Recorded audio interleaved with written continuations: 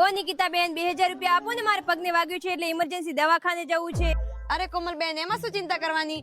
આલો લઈ જાઓ 2000 રૂપિયા. કાઈ વાંધો નહીં, 2 દિવસ પછી દઈ દઈશ હો. અરે કોમલ બેન, પેલા પૈસાનું કઈક કરો ને, મારે જરૂર છે યાર. અરે એક કામ કરો ને, અઠવાડિયા પછી કરી દઉં. અરે બેન, અઠવાડિયું થયું, હવે તો પૈસાનું કઈક કરી દ્યો. 7 તારીખે મારો પગાર જમા થાય ને એટલે તમને ગૂગલ પે કરી દઉં. અરે બેન, 7 તારીખ નહીં, હવે તો 15 તારીખ થઈ, હવે તો કઈક કરી દે.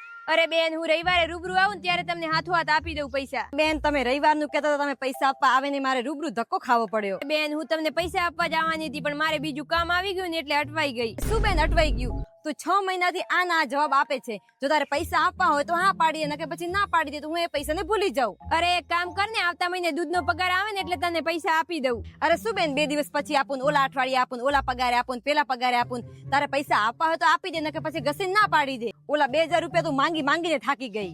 2000 રૂપિયા માંગી માંગીને તે તો મારું મગજ ફેલ કરી નાખ્યું. 2000 માં તે મને કઈ ખરીદી નહીં લીધી. મેં તને કઈ પૈસા આપવાની ના પાડી છે?